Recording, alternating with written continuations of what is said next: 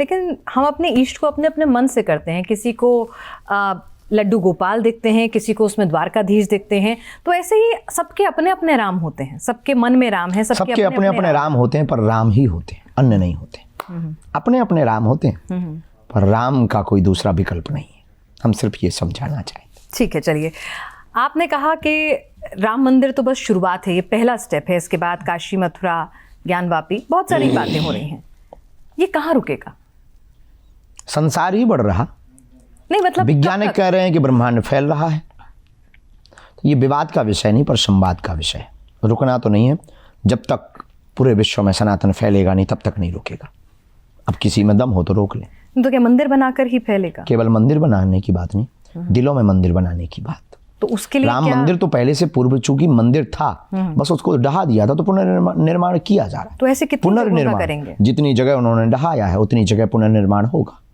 लेकिन जो इतिहास में हुआ है उसको वर्तमान में जो इतिहास में हुआ वर्तमान में बदल करके, इतिहास को संजो करके, इतिहास को बताना चाह रहे कि अपना इतिहास ऐसा था, गौरवान्वित महसूस कराना चाह रहे। चलिए, अब जरा राम भक्ति पर भी आते हैं। और राम जी के चरित्र में ऐसा बहुत कुछ है, मर्यादा पुरुषोत्तम है वो, जिनसे आज के युग में, जैसे कलयुग कहा जाता है, बहुत कुछ सीखा जा सकता है। बिल्कुल। तो सबसे पहले तो मैं आपसे जानना चाहूँगी, आप बजरंगबली के भक्त हैं और उनसे बड़ा राम का कोई भक्त नहीं हुआ। जो बजरंगबली का भक्त है वो अपने आप में राम का भी भक्त है।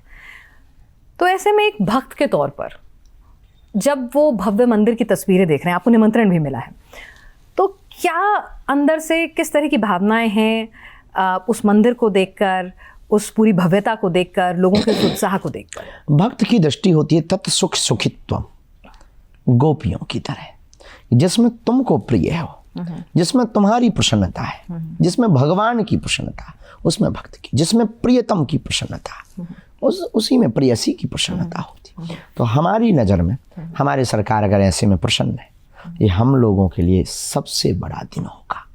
उनकी मुस्कुराहट और उनकी प्रसन्नता और उनको भव्य दिव्यता में देखना ही हमारा प्रेम है।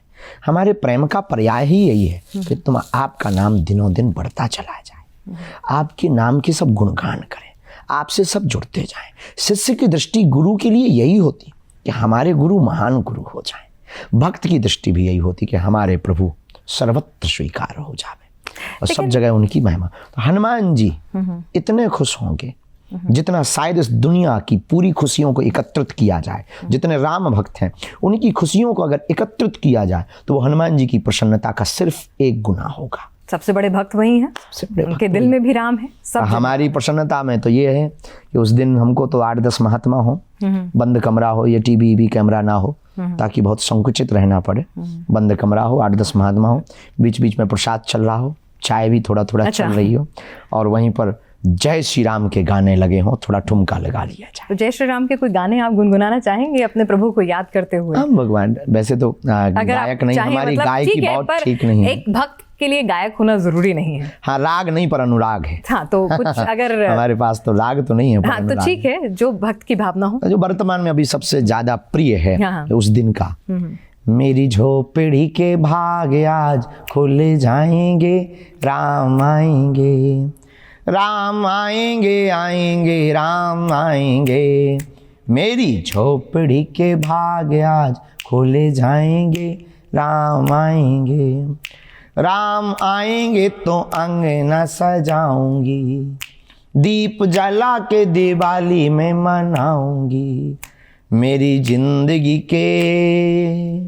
हो, मेरी जिंदगी के दुख सारे मिट जाएंगे, राम आएंगे।